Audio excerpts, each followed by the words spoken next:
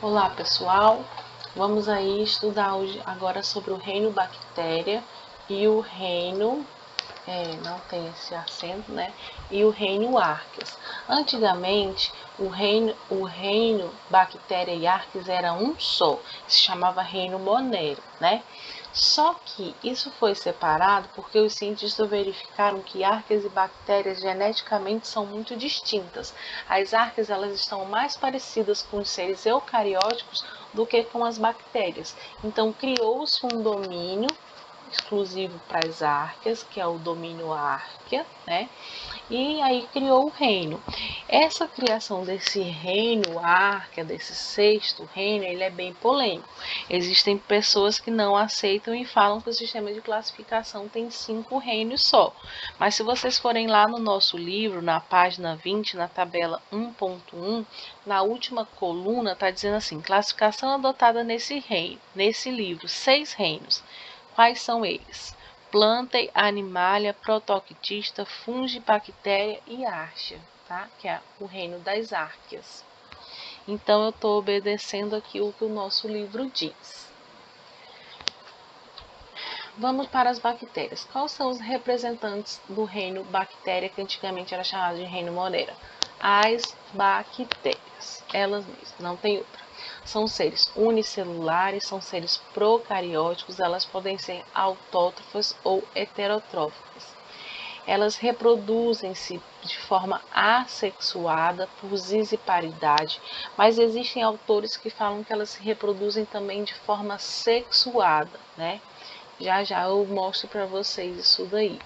Elas são classificadas de acordo com as suas formas. Então, tem a forma da bactéria, tem a forma bacteriana, que ela é redondinha, que nós chamamos de coco. Tem a forma de bastãozinho, que nós chamamos de bacilo. Esse aqui parece o arame do caderno, né? A espiroqueta, o aspiral do caderno. E essa forma viradinha aqui, que lembra uma vírgula, que nós chamamos de vibrião. As bactérias, apesar de serem unicelulares, né, elas gostam de viver próximas às outras, formando colônia. Não é uma relação obrigatória, mas muitas fazem isso, né? E aí nós damos nome para elas de acordo com esses agrupamentos, com essas colônias. Essa aqui chama Streptococcus porque forma essa linhazinha de cocos. Essa Diplococcus, né, porque faz o conjuntinho de dois. Essa daqui de Staphylococcus, porque é tipo um cachinho de uva. E essa daqui Streptococcus, que é tipo esse cordãozinho de bacilo. E essa aqui Sarcina, que forma 4 cocozinhos juntos, né? A reprodução, conforme eu falei para vocês, ela é assexuada por zisiparidade, que é a mesma coisa que divisão binária. Como que acontece isso? A bactéria aumenta seu tamanho, duplica seu material genético e se divide no meio, e forma 2 bactérias geneticamente iguais, que nós chamamos de clone. Porém, existem autores que dizem que as bactérias têm a reprodução sexuada, que é um processo que há transferência de material genético, de fragmentos de material genético para uma outra bactéria. Existem 3 processos que as bactérias trocam material genético ou ganham material genético de alguma forma. Esses processos são chamados de transformação, conjugação e transdução. Então eu vou repetir, ó. Tem autores que chamam esses 3 processos de reprodução sexuada, mas tem autores que chamam esse processo simplesmente de recombinação gênica, uma estratégia que a bactéria achou para não ficar só formando clone toda a vida, tá? O nosso livro, ele utiliza justamente o termo recombinação gênica, tá? Ele não considera esses 3 processos como reprodução sexuada, não. Nosso livro considera como recombinação gênica, e o nosso livro vai falar disso. Deixa eu ver aqui em qual página. Recombinação gênica. Aqui na página 34, tá? na página 34, no finalzinho, né, na metade está dizendo assim, a reprodução das bactérias, aí vem falando, aí embaixo tem processos de recombinação gênica em bactérias. Aí vai falar aí dos 3 processos, que é a transformação, a conjugação e a transformação bacteriana. Fala isso na página 34 e 35. Vamos ver que processos são esses. Na conjugação, o que acontece? 2 bactérias vão formar entre elas um pílen bacteriano, uma ponte entre elas, para uma passar material genético para a outra, tá? Depois que há essa transferência de material genético, esse pílen se desfaz. Aí a bactéria, que às vezes as 2 passam, né? Passa uma para a outra, e às vezes só uma delas doa material genético. E aí essa que ganhou o material genético, ela vai incorporar esse material genético no material genético dela, e vai passar a fazer sua zisiparidade contendo esse material genético também. Então ela não vai mais formar clones, né? Pelo menos não inicialmente. Ela já vai formar 2 bactérias novas diferentes da primeira, da anterior. E depois ela vai voltar para o processo de zisiparidade. Por que os autores, muitos autores não consideram esses 3 processos como reprodução sexuada?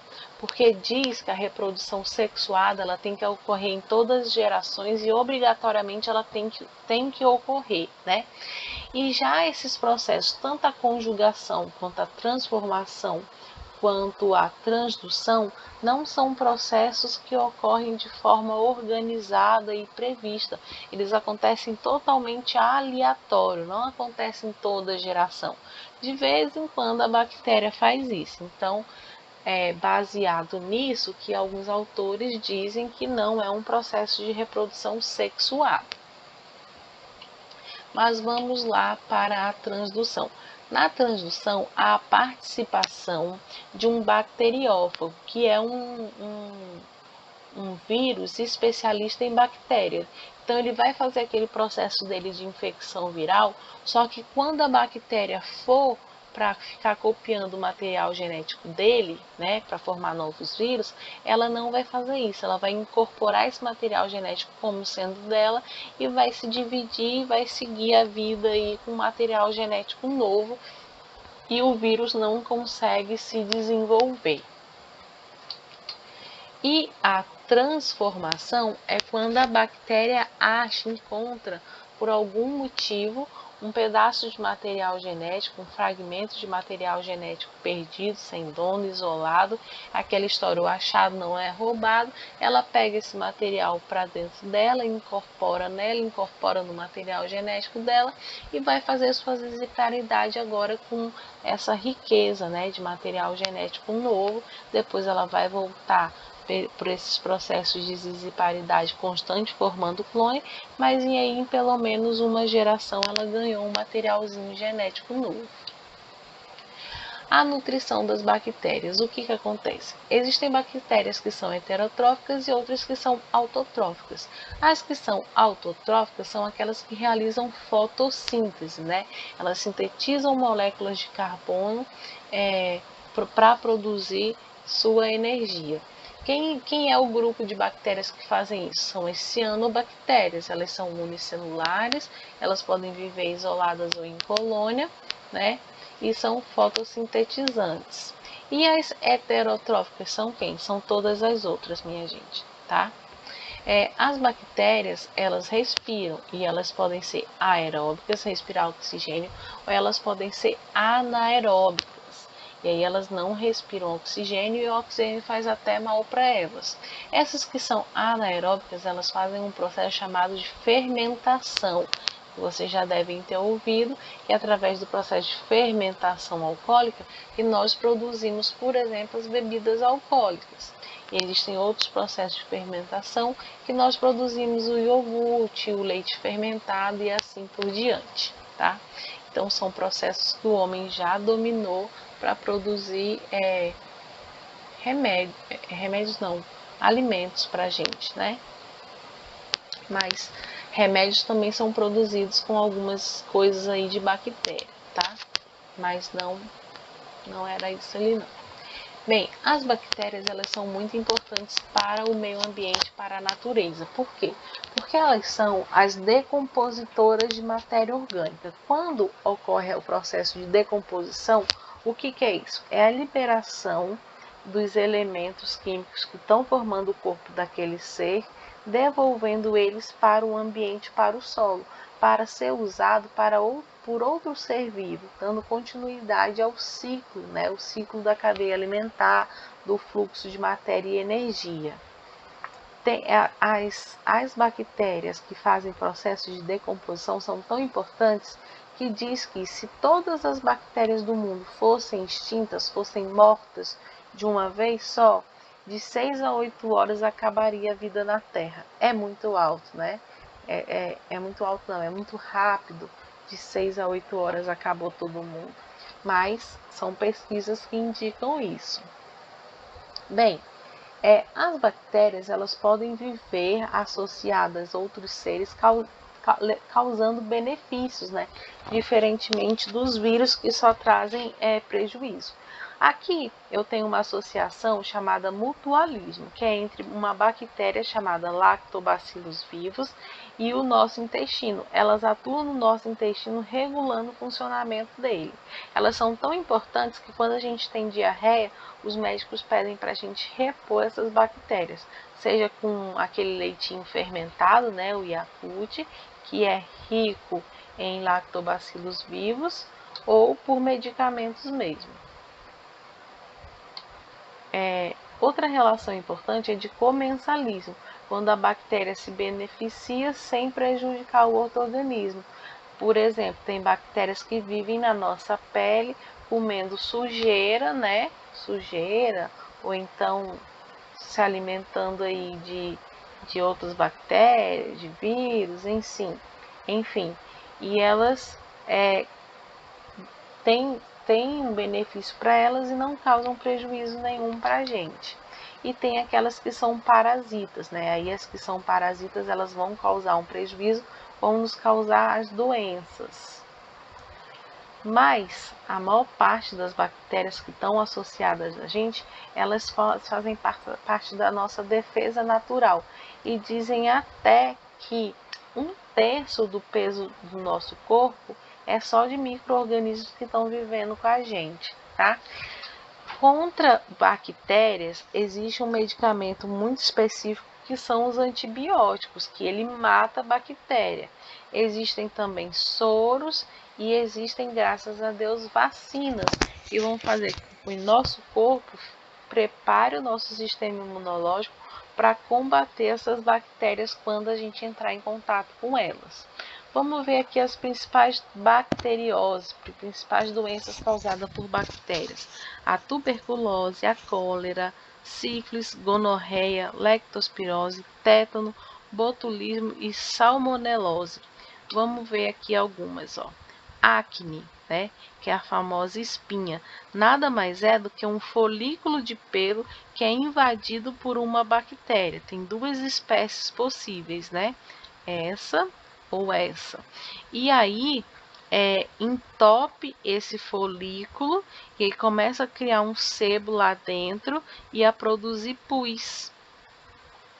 Existem pessoas que acham que a espinha, a acne, está associada a uma alimentação com gordura, né? Mas nem sempre é esse o motivo. Aí diz aí que lavar o rosto várias vezes não ajuda, pode inclusive provocar mais, e apesar de ser uma infecção, ela não é contagiosa, né? E tem tratamento, tem cura para a acne. O furúnculo, né? Quem já não sofreu com furúnculozinho, ele é uma bactéria, uma bactéria que entra também no folículozinho do pelo, né? O botulismo, que é uma bactéria que dá muito em fezes de gado e também nos enlatados, tá? É bem bem crítico. Mas o botulismo ele tá meio que erradicado aqui no Brasil, graças a Deus. A cólera, eita, que essa cólera faz muita gente sofrer, né? Ela é uma bactéria que a gente é contaminado através de água, né? Água suja, com fezes de pessoas doentes, e ela leva a uma desidratação muito forte e já matou muita gente, né? Por causa disso. Não existe medicamento, mas a melhor forma de prevenção é higiene e saneamento básico, né? O tétano, que a gente pega também através do contato com materiais cortantes enferrujados, né? Tem uma bactéria que está ali fazendo esse ferrugem e ela provoca, olha só essas fotos aí, né? Ela provoca uma diferença, uma contração muscular muito intensa, que a pessoa fica com o corpo torcido, né? E a prevenção é o que? Vacina antitetânica. E quando a pessoa é contaminada por esse vírus, né? Aí ela tem que tomar um soro que já tem os anticorpos prontos para combater o vírus. Aí, ó, no homem, né? Um rapaz aí brincando nesse carro todo enferrujado, correndo um risco muito grande. Aqui no gado, né? E aí um risco grande de contaminação. A hanseníase, que antigamente era chamada de lepra, que são manchas que dão na pele avermelhada ou esbranquiçada, que a pessoa não tem sensibilidade naquele local. Pode espalhar pelo nosso corpo, né? Não fica só sobre a pele, e a transmissão é por vias respiratórias, gotículas de saliva. A prevenção é o que? É a higiene, né? É evitar o contato com pessoas contaminadas. O tratamento tem antibiótico e alguns medicamentos muito específicos. A sífilis, que é conhecida como uma DST, uma doença sexualmente transmissível. Essa sífilis pode levar à má formação de bebês, né? Se a mulher estiver contaminada com ela. Ela dá esse monte de pele no corpo, principalmente palmas da mão e palma do pé, céu da boca, né, machucado. É uma doença bem séria, ela é causada pela bactéria Treponema pálido, e a única forma de prevenir é o que? O uso de preservativo, né? O medicamento é feito com antibiótico forte. A lectospirose, que ela é transmitida, é conhecida como a doença do xixi do rato, né? Como que a gente pega? Contato com água contaminada, né? Aí, algumas pessoas, quando tem enchente, quando o rio sobe, gostam de ficar tomando banho, né, nessa água. Mas é um risco muito grande, porque essa água entra nos bueiros e tal, e vem contaminada com fezes de rato. É bem perigoso. E nós temos agora o reino Arquia. O reino Arquia é o seguinte: ela só tem um tipo de organismo lá dentro, que são as árqueas. E elas são conhecidas como organismos extremófilos, porque elas gostam de lugares extremos. É lugar muito ácido, muito quente, com alta salinidade, né? E elas são divididas em 3 grupos: as halófitas, as termófilas e as metanogênicas. As halófitas, elas gostam de lugares com alta salinidade, tá? As termófilas, elas gostam de lugares muito quentes, tipo vulcão, né? Regiões vulcânicas. Aonde que eu acho lugares com alto teor de sal? Mar Morto, por exemplo, né? E as metanogênicas, elas gostam de lugares com muita liberação de gás metânico, como por exemplo, intestino de animais ruminantes, aqueles que ficam ruminando, né? Elas gostam de pântanos, enfim, são as vidas loucas, né? Aqueles lugares mais absurdos dentro de vulcão, de fenda de vulcão, de lago ácido. Por isso elas são chamadas de extremófilas, né? Elas também são conhecidas como arqueobactérias. Elas, apesar de serem bem extremófilas, já foi encontrada vivendo em locais normais, né?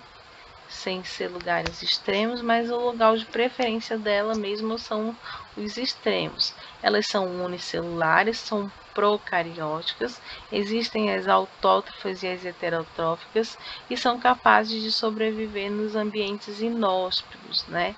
Graças a Deus não existem doenças que elas não causam nenhuma doença, elas só estão aí vivendo a vidinha delas sem fazer mal para ninguém.